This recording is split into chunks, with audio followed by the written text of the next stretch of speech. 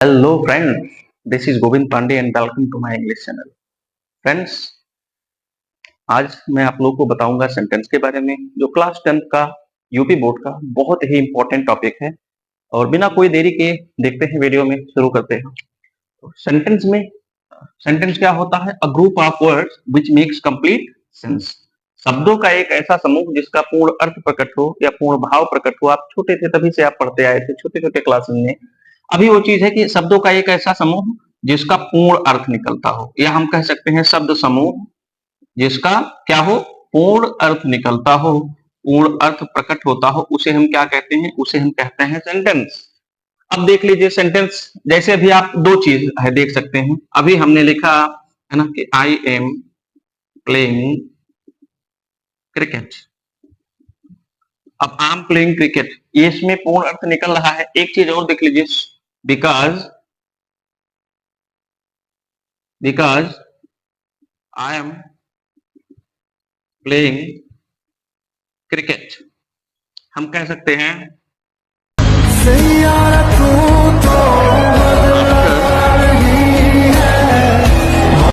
Watching Saiyaara,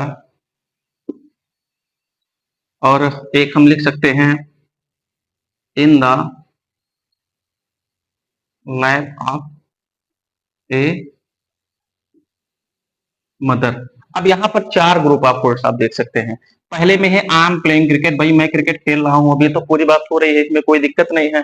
second है because I am playing cricket, क्योंकि मैं क्रिकेट खेल रहा हूँ। अब यानी कुछ चीजें इसमें छुटी हुई हैं, क्योंकि मैं क्रिकेट खेल रहा हूँ इसमें कुछ चीजें छुटी हुई हैं, कुछ चीजें तो पूरी हैं बट कंप्लीटली नहीं निकल रही है, कुछ हिस्सा इसका छूट रहा है।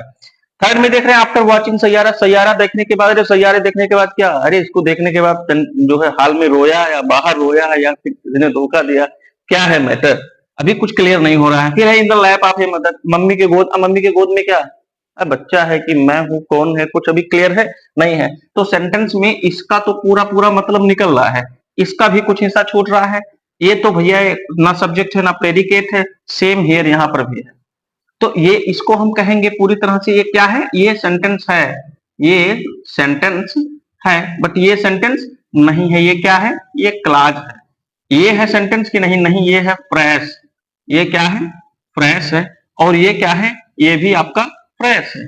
अब आपके मन में क्वेश्चन आ रहा होगा कि सेंटेंस क्या है, क्लॉज क्या है, फ्रेज क्या है, इतने सारे लोचे क्यों हो रहे हैं? चलिए मैं भी आपको एक एक चीज क्लियर करके बता रहा हूं कि इसमें सेंटेंस क्या है, क्लॉज क्या है और जो है फ्रेज क्या है। सेंटेंस तो अभी आप जान लिए कि एक सब group of words which makes complete sense is called sentence. Clause क्या होता है भैया? सेंटेंस में और क्लॉज में दोनों में एक अंतर होता है। सेंटेंस में जो होता है ना, सेंटेंस जो होता है, सेंटेंस सेंटेंस में आपको सब्जेक्ट मिलेगा, सेंटेंस में आपको प्रेडिकेट मिलेगा। क्या मिलेगा? प्रेडिकेट मिलेगा, है ना। और क्लॉज जो होता है इसमें भी आपको सब्जेक्ट मिलेगा, इसमें भी आपको प्रेडिकेट मिलेगा। अब ये तो हो गई दोनों में कॉमन बात। अब इसमें क्या होगा? इसमें कंप्लीट सेंस होगा। इसमें क्या होगा? कंप्लीट सेंस होगा, यानी पूरा अर्थ निकलेगा, पूरी बात जो आप कह रहे हैं या लिख रहे हैं वो कंप्लीट होगी। और इसमें जो होगा इनकम्प्लीट सेंस होगा, इसमें इनकम्प्लीट सेंस होगा, इसमें बात पूरी नहीं होगी। तो ये हो जाएगा क्लॉज। क्लॉज को हम कहते हैं उपवाक्य, और सेंटेंस जो है इसको हम कहते हैं वाक्य। क्या कहते हैं? वाक्य कहते हैं। ठीक। अब एक क्वेश्चन और आ रहा है आपके सामने कि फ्रेज क्या है। अब फ्रेज क्या होते हैं? फ्रेज भी ग्रुप ऑफ वर्ड्स होते हैं बट हैविंग नो सब्जेक्ट और प्रेडिकेट। फ्रेज में क्या होता है? फ्रेज जो होता है ये होता है वाक्यांश। वाक्यांश में क्या होगा? वाक्यांश में ना तो कोई आपको नो सब्जेक्ट और प्रेडिकेट, इसमें ना तो आपका सब्जेक्ट होगा और ना ही कोई क्या होगा, प्रेडिकेट होगा, वो हिस्सा कहलाएगा फ्रेज। जैसे है in the lap of a mother, इसमें आप देख सकते हैं, या आफ्टर वॉचिंग सैयारा इसमें देख सकते हैं। फ्रेज तो है, ये वाक्यांश तो है, वाक्य का अंश है, पार्ट ऑफ सेंटेंस है, बट सेंटेंस नहीं है। तो उम्मीद करते हैं कि आपका क्लियर हो गया होगा क्लॉज क्या है, सेंटेंस क्या है और फ्रेज क्या है। ठीक ना। अब हम बिना कोई देरी के आगे बढ़ते हैं, ठीक ना। और पसंद आ रहा होगा तो आप लोग लाइक करते रहिए, सब्सक्राइब करिए, बाकी वही घिसा पिटा डायलॉग शेयर करिए। अब देखिए हम बता रहे हैं सेंटेंस के बारे में। सेंटेंस के दो हिस्से होते हैं।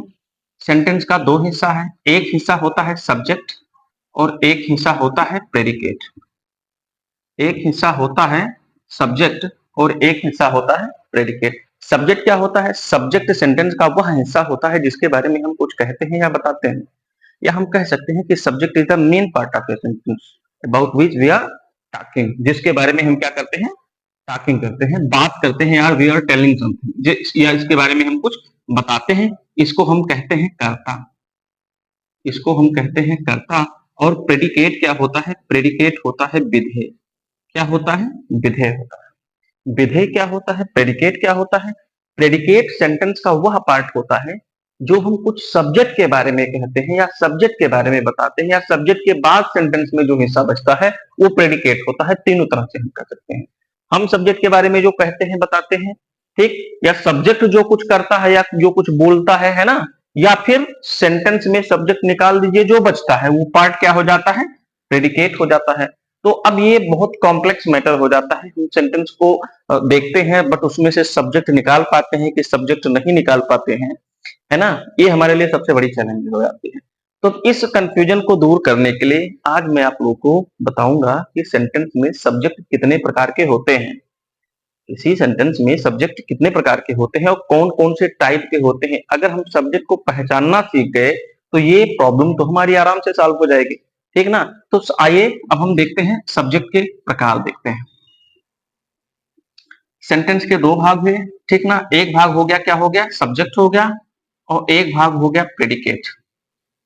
एक भाग हो गया प्रेडिकेट। अब सब्जेक्ट जो होता है देख लीजिए, types of subject. Types of subject.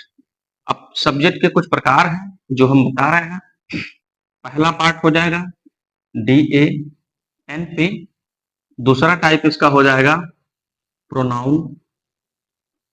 तीसरा टाइप इसका हो जाएगा इन्फिनिटिव। चौथा टाइप इसका हो जाएगा जीरंडियल। पांचवा टाइप इसका हो जाएगा डमी। छठवां हो जाएगा इलिप्टिकल। तो इस प्रकार से हम सब्जेक्ट को 6 टाइप में बताते हैं। आइए अब देरी हम करते नहीं हैं और आगे बढ़ते हैं, फटाफट आप लोग देख लेते हैं एक बार ये है क्या चीज। अब DANP देख लीजिए क्या है। 90% जो होते हैं एग्जाम में इसी से आते हैं, है ना? ये बहुत इजी होते हैं। और कौन से होते हैं, किस एग्जाम्पल, इसके एग्जाम्पल क्या क्या होते हैं देखिए आप। DANP, तो दोस्तों हम लोग पहला टाइप पढ़ते हैं सब्जेक्ट का, जो कि है DANP। DANP क्या है देख लीजिए। डी फॉर होता है डिटरमिनर। डिटरमिनर। अब डिटरमिनर्स क्या होते हैं? आपको पता है सब्जेक्ट को जो लिमिट करने का काम करता है वो डिटरमिनर होता है, सब्जेक्ट को सीमित कर देता है। फॉर एग्जाम्पल मैंने एक वर्ड लिखा है मैंगो, मैंने एक वर्ड लिखा है फादर, मैंने लिखा है काऊ।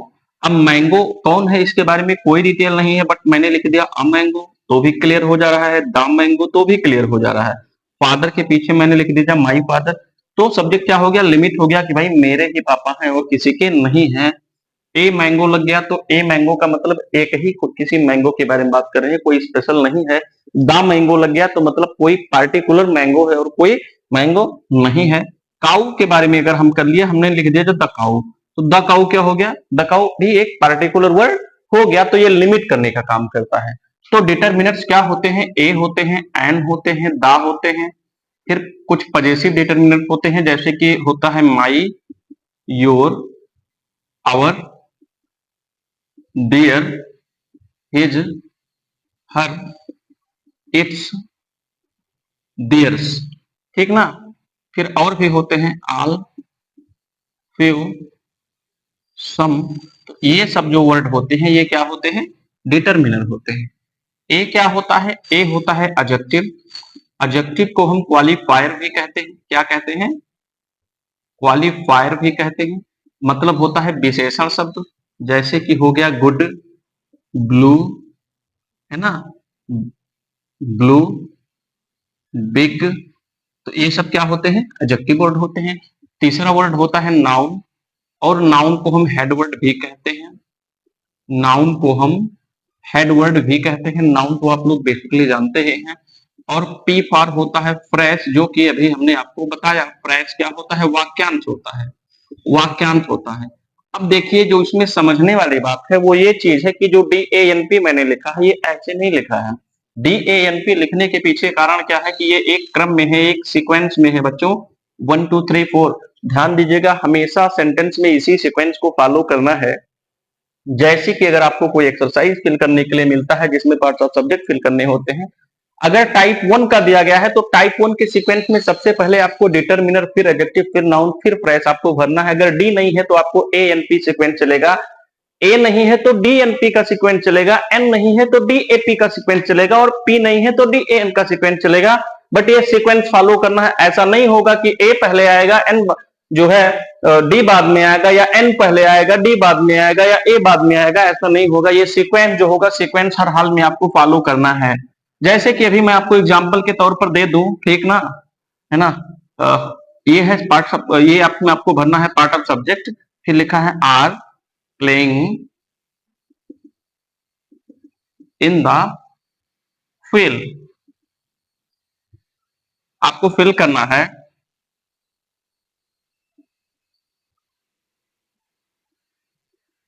The the boys good the in blue dresses. ये अब इसमें अगर आपको फिल करना होता तो आप क्या करते, सबसे पहले आप निकालते द, फिर हो जाता गुड, फिर होता बॉयज, यानी पहले आएगा द, फिर आएगा गुड, फिर आएगा बॉयज, फिर आएगा इन ब्लू ड्रेसेस। इसी प्रकार ये हो गया डी, फिर हो गया ए, फिर हो गया एन, और फिर हो गया P. D for determiner the है जो कि सीक्वेंस में है, गुड आपका ये हो गया, और इन ब्लू ड्रेसेस ये हो गया फ्रेश, लास्ट में रहेगा, बॉयज हो गया नाउन। समझ गए ना। तो और तो टाइप 1 आपने पढ़ लिया, DANP determiner, adjective, noun and phrase. अब है टाइप 2। टाइप 2 हमने आपको बताया था क्या होते हैं, प्रोनाउन वाले होते हैं। तो प्रोनाउन में आपको पता है कि प्रोनाउन का जो फर्स्ट काइंड है वो होता है पर्सनल प्रोनाउन। क्या होता है, पर्सनल प्रोनाउन। और पर्सनल प्रोनाउन में जो सब्जेक्ट होते हैं, ठीक ना, क्या होते हैं, सब्जेक्ट होते हैं। वो कौन कौन से बनते हैं, आई, वी, यू, दे, ही, सी और इट, इतने बनते हैं सब्जेक्ट। अब इनका सीक्वेंस अलग होता है। ये सिंगल भी हो सकते हैं, डुअल भी हो सकते हैं, और मल्टी भी हो सकते हैं, दो से ज्यादा भी हो सकते हैं। जैसे कि अभी लिखा है आई, है ना, जैसे लिखा है ना, आर प्लेइंग।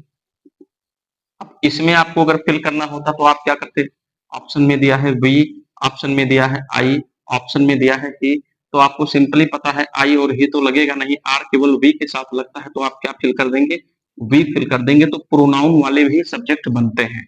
डुअल में कैसे बनते हैं, डुअल में ध्यान दीजिएगा, डुअल में हम दे सकते हैं सेम चीज, अगर हमने दे दिया है आर प्लेइंग, है ना, आर प्लेइंग, यहां पर आपको फिल करना है। अब यहां पर आपको फिल करना है कि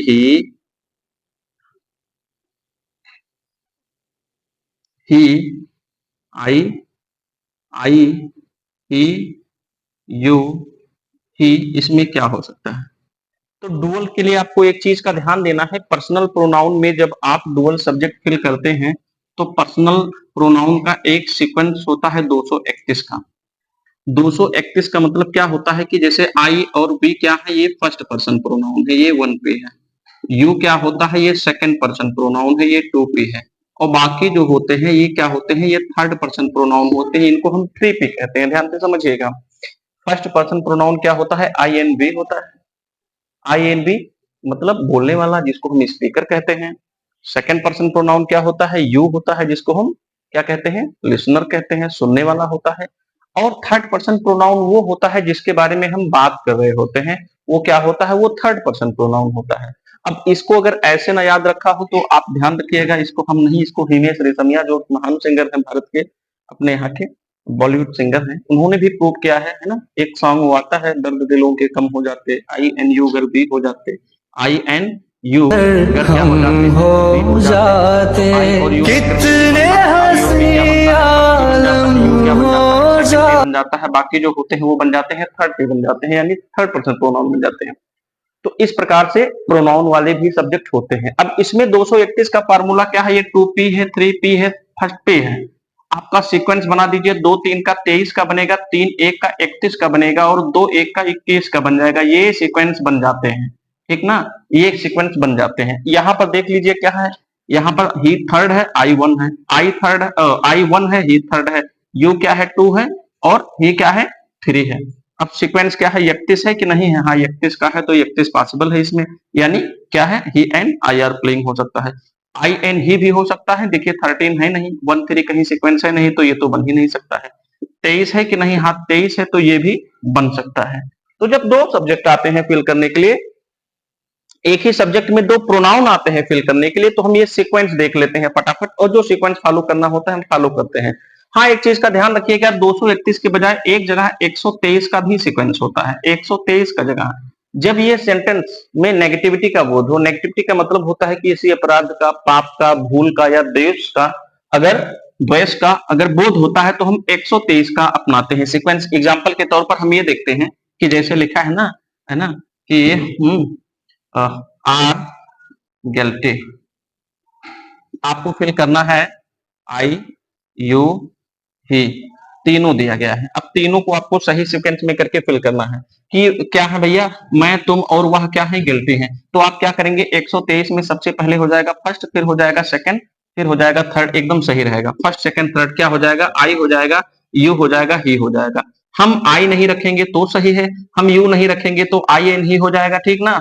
ही कभी पहले नहीं हो सकता है इस केस में, थर्ड कभी, यानी क्या सीक्वेंस बनेगा, आप दो रहेगा तो 12 का बनेगा, 13 का बनेगा, 23 का बनेगा, कभी 21 का नहीं होगा जो इसमें पॉसिबल था, 31 का नहीं होगा जो इसमें पॉसिबल था, हाँ 23 का केवल पॉसिबल हो सकता है। तो इस चीज का ध्यान रखेंगे, लेकिन ये तब होगा जब आप अपराध उसमें गिल्टी हो या फिर क्रिमिनल हो, है ना, या फिर सिनर हो, है ना, यानी क्या हो, नेगेटिविटी का बोध हो, नकारात्मकता का, यानी पाप का, दोष का, अपराध का, भूल का, है ना, अगर इन सब का बोध होता है तब ये सीक्वेंस चलेगा।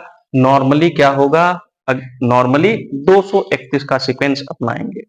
अब हम बढ़ते हैं टाइप 3 में, दो तो क्लियर हो गया है, दो के बाद आता है टाइप 3। टाइप 3 में क्या होते हैं, हम बताए थे टाइप 3 जो होता है, टाइप 3 जो होता है वो होता है इन्फिनिटिव का, टाइप 3 होता है इन्फिनिटिव का। इन्फिनिटिव्स क्या होते हैं, इन्फिनिटिव कुछ और नहीं है, 2 plus V1 is called infinitive. 2 के साथ जब B1 लग जाता है ना तो वो क्या हो जाता है, वो हो जाता है इन्फिनिटिव। कैसे, ध्यान दीजिएगा, अभी हम आपसे कहते हैं लिखना, इसका इंग्लिश क्या होगा, हमने कहा जाना, इसका इंग्लिश क्या होगा, हमने कहा पढ़ना, इसका इंग्लिश क्या होगा। आप तुरंत बोलेंगे लिखना का हो सकता है राइट, जाना का हो सकता है गो और पढ़ना का हो सकता है रीड। बिल्कुल गलत है भाई, ये चीज पॉसिबल ही नहीं है, क्योंकि जब कभी वर्ब में ना वर्ड आ जाता है, ध्यान रखिएगा, जब वर्ब में ना वर्ड आ गया तो वो बन गया इन्फिनिटिव और इसके लिए हम 2 प्लस V1 लगा देते हैं, ठीक ना। जैसे लिखना का हो जाएगा टू राइट, जाने का टू गो और जो है पढ़ने का टू रीड हो जाएगा। अब ध्यान दीजिएगा, ये क्या इन्फिनिटिव क्या होते हैं भाई, इन्फिनिटिव नाउन का काम करते हैं, सीधा सीधा है। अब ये हम आपको अगले वीडियोज में बताएंगे, जब थोड़ी ग्रामर जो है और आप लोग क्लास ले लेंगे, थोड़ा और मजबूत हो जाएंगे, फिर हम आप लोग को बताएंगे अगले वीडियोज में कि ये इन्फिनिटिव क्या होते हैं, जीरन क्या होते हैं, और डिटेल में हम जाएंगे। मतलब ये नॉन फाइनाइट वर्ब होते हैं, नॉन फाइनाइट वर्ब का काम क्या होता है ना, ये वर्ब क्यों नहीं होते, ये नॉन फाइनाइट क्यों कहलाते हैं, इसके पीछे का पूरा आपको डिटेल अगले वीडियो में मिलेगा। तो यहाँ देख लीजिए टू राइट है, इसका एग्जाम्पल फटाफट हम देख लेते हैं। जैसे कहते हैं to pay taxes, to pay taxes is our duty, to is human, to forgive is divine. तो आप देख सकते हैं कि ये सब क्या है, टू पे क्या हो गया, टू इर क्या हो गया, टू फॉरगिव क्या हो गया, ये सब क्या होते हैं, ये सब होते हैं इन्फिनिटिव और इसके भी सब्जेक्ट बनते हैं, ठीक ना। तो इस प्रकार के ये थर्ड टाइप आप बन गया है, वो क्या बन गया है, इन्फिनिटिव। अब हम फोर्थ टाइप के बारे में बात करेंगे, अगला क्या है, फोर्थ टाइप क्या होता है, देखिए इसका जो फोर्थ टाइप होता है, टाइप 4, वो होता है जीरन, या हम जीरंडियल सब्जेक्ट भी कहते हैं इसे। अब जीरन क्या होता है, जिस प्रकार से इन्फिनिटिव होते हैं वैसे जीरन भी जो है नॉन फाइनाइट का ही एक पार्ट होता है जीरन।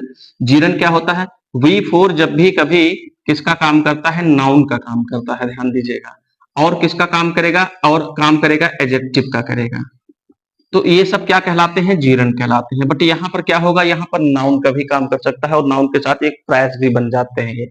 अभी हम बता, जैसे कह सकते हैं कि swimming, swimming is my hobby, swimming is my hobby. और फिर लिखा है कि I am swimming, I am swimming in a pond. और फिर मैंने लिख दिया कि I am learning, I am learning, I am learning swimming, I am learning swimming. अब देखिए तीन अलग अलग स्ट्रक्चर है। यहाँ पर स्विमिंग एज ए सब्जेक्ट है, तो क्या बन रहा है, नाउन बन रहा है। और ऐसे नाउन को हम क्या कहते हैं, जीरन कहते हैं। है वर्ब भी, बट ये वर्ब नहीं है, ये काम कर रहा है नाउन का। सेकंड में देख लीजिए, स्विमिंग क्या हो गया, V4 का काम कर रहा है, जो सहायक क्रिया लिया हुआ है एम का, हेल्पिंग वर्ब के रूप में एम को लिया हुआ है। तो यहाँ पर क्या हो रहा है, ये यहाँ पर वर्ब हो रहा है, यहाँ पर ये जीरन या नाउन नहीं हो रहा है। थर्ड में स्विमिंग, क्या मैं सीख रहा हूँ, क्या सीख रहा हूँ, स्विमिंग सीख रहा हूँ। तो ये क्या बन रहा है, ये ऑब्जेक्ट बन रहा है। और ऑब्जेक्ट ये क्या है, ये नाउन है। तो ध्यान दीजिएगा, यहाँ पर आप सब्जेक्ट सीख रहे हैं, पार्ट ऑफ सब्जेक्ट सीख रहे हैं। तो उसके एग्जाम्पल मैं बता रहा हूं। अभी तो डिफरेंशिएट कर दिया कि देख लीजिए, स्विमिंग को मैंने तीन अलग अलग जगह लिखा, तीनों का अलग अलग काम अलग अलग यहाँ पर है। अब यहाँ पर आप देखेंगे, स्विमिंग इज माई हॉबी पहले हो गया, फिर क्या हो जाएगा, जैसे कहते हैं drinking is injurious to health, third हो गया, है ना, driving over speed, over speed is an offensive crime. अब तीनों देख सकते हैं, ड्राइविंग ओवर स्पीड और ड्रिंकिंग हो गया और फिर क्या हो गया, स्विमिंग हो गया। ये सब क्या काम कर रहे हैं, नाउन का काम कर रहे हैं। तो ऐसे जो है वर्ड को हम क्या कहते हैं, जीरन कहते हैं। तो इस प्रकार के भी सब्जेक्ट होते हैं और ऐसे सब्जेक्ट को हम जीरन वाले सब्जेक्ट या जीरंडियल सब्जेक्ट कहते हैं। इसके बाद अगला आता है टाइप 5। और टाइप 5 में आप क्या देखेंगे, ठीक ना, टाइप 5 जो होता है वो हमने आपको बताया था, वो होते हैं डमी, डमी सब्जेक्ट। अब डमी सब्जेक्ट क्या होता है, डमी सब्जेक्ट एक्चुअली हम ऐसे सब्जेक्ट को कहते हैं जो सेंटेंस में जहां सब्जेक्ट सुटेबल नहीं होता है वहां पर हम सब्जेक्ट को रखते हैं, बट उसका कोई मीनिंग नहीं निकलता है। वो उसको हम केवल कंप्लीमेंट्री फिट कर देते हैं, सेट कर देते हैं, ताकि सेंटेंस सेट हो जाए, है ना, कोई दिक्कत ना आए। अब फॉर एग्जाम्पल, जैसे आप लिखते हैं एक राजा था, है ना, अब ट्रांसलेट करते हैं there was a king, there was a king. अब यहाँ पर देयर का कोई मीनिंग है, नहीं निकल रहा है, इसको सेट किए हैं। बट क्या देयर सब्जेक्ट है सेंटेंस में, हाँ सब्जेक्ट है, बिल्कुल है। लेकिन क्या देयर के लिए वाज लगा है, बिल्कुल नहीं देयर के लिए वाज लगा है। क्यों नहीं लगा है, देयर के लिए अगर हम वाज लगाएंगे तो यहाँ पर हम देयर वर टू किंग्स ऐसे भी लिख सकते हैं, है ना। अब यहाँ देयर के लिए वाज लग गया, यहाँ देयर के लिए वर लग गया। मैं आपसे क्वेश्चन कर रहा हूँ कि देयर के लिए वाज लगा रहे हैं या वर लगा रहे हैं। आप बोलेंगे सर जी दोनों लगा रहे हैं। बिल्कुल नहीं, दोनों लगा सकते हैं भाई। देयर के इतना भी अधिकार नहीं है कि वर्ब चुन सके, बाद में जो नाउन आ रहा है वो डिसाइड कर रहा है। यहाँ अ किंग डिसाइड कर रहा है कि हम क्या लगाएंगे, वाज लगाएंगे। यहाँ टू किंग्स डिसाइड कर रहा है कि हम क्या लगाएंगे, वर लगाएंगे। है तो सब्जेक्ट यही, बट इसके पास इतना भी अथॉरिटी नहीं है, इतना भी इसके पास राइट्स नहीं है कि ये अपना वर्ब चुन सके। इसको चूज करने के लिए भी ये भाई साहब से पूछते हैं कि हम क्या लगाएं, वाज लगाएं या वर लगाएं। कह रहे हैं मैं सिंगुलर हूं तो भैया सिंगुलर चाहिए, ये मैं प्लूरल हूँ, है ना, बड़ा हो गया हूँ तो मुझे डबल एक्सल का चाहिए, मैं छोटा हूँ मुझे सिंगल एक्सल चाहिए। तो ये होता है खेल, है ना। तो एक तो हो गया देयर और दूसरा होता है इट। इट वाले में भी बहुत सारे आप देखेंगे, आप टाइम के लिए लगाते हैं, आप मंथ के लिए लगाते हैं, डिस्टेंस के लिए आप इट का प्रयोग करते हैं, है ना। आप जो है वेदर के लिए आप लगाते हैं, सीजन के लिए आप लगाते हैं। बहुत सारे वर्ड हैं जिसके लिए आप, जैसे it is four, it is 4 o'clock, यहाँ दिया गया है। इट का कोई मीनिंग नहीं है भैया, 4 बज रहे हैं, no problem. It is Sunday today, आज क्या है, संडे है। इट का कोई मीनिंग नहीं निकल रहा है, बट सब्जेक्ट लगा हुआ है। तो ऐसे सब्जेक्ट जिनका कोई मीनिंग ना निकल रहा है उसको हम कहते हैं डमी सब्जेक्ट। और अब आखिरी, आज का अंतिम जो हम सीखेंगे, पांचवा टाइप जो सीखेंगे, छठवां टाइप जो सीखेंगे, वो सीखेंगे इलिप्टिकल सब्जेक्ट क्या होते हैं। इलिप्टिकल सब्जेक्ट को हम कहते हैं विलुप्त सब्जेक्ट। क्या कहते हैं? विलुप्त सब्जेक्ट। ये विलुप्त होते हैं। विलुप्त में क्या होते हैं? जितने भी सेंटेंस इंपरेटिव में होते हैं, जितने भी सेंटेंस किसमें होते हैं? इंपरेटिव सेंटेंस में होते हैं, आदेशात्मक वाक्य में होते हैं, है ना। अब इसमें देखिए क्या है, हमने कहा कि sit down, please come here, please come here. अब मैं आपसे पूछ रहा हूं कि इसमें वर्ब जो है सब्जेक्ट क्या है? आप बोलोगे सर जी सिट डाउन, इसमें तो कुछ दिख ही नहीं रहा है भाई, बैठ जाओ, कौन तुम बैठ जाओ। तो इसमें छुपा हुआ है, हिडन होते हैं, और ये क्या होते हैं? यू हिडन होते हैं। आप पैसिव वॉइस में लगाते हैं तो बाई यू लास्ट में लगाते हैं। इसका एग्जाम्पल है ना। तो इसको प्रूव करने के लिए इतना काफी है। तो ये इस प्रकार से आपने सीखा कि सेंटेंस कितने प्रकार, सेंटेंस में सब्जेक्ट जो होते हैं कितने प्रकार के होते हैं? सब्जेक्ट 6 प्रकार के होते हैं। 6 प्रकार को हमने आप लोग को एक्सप्लेन कर दिया है। और कोई दिक्कत होगी और किस प्रकार का आपको टॉपिक चाहिएगा, कमेंट में लिख करके हमको जरूर बताइएगा, और कमेंट तो जरूर करिएगा, बताइएगा जरूर आपको वीडियो कैसा लगा, है ना। और बाकी उसमें ज्यादा कुछ नहीं है यार, कमेंट करते रहो, उसमें नुकसान थोड़ी ना कुछ है। कमेंट, आपको और किसी टॉपिक पर वीडियो चाहिए, आप पर्सनली जो है कमेंट कर सकते हैं, है ना। और उसको मेंशन किया जाएगा, उससे रिलेटेड वीडियोज बनाए जाएंगे। तब तक के लिए, है ना, be focused, stay blessed and stay achieved. Thank you.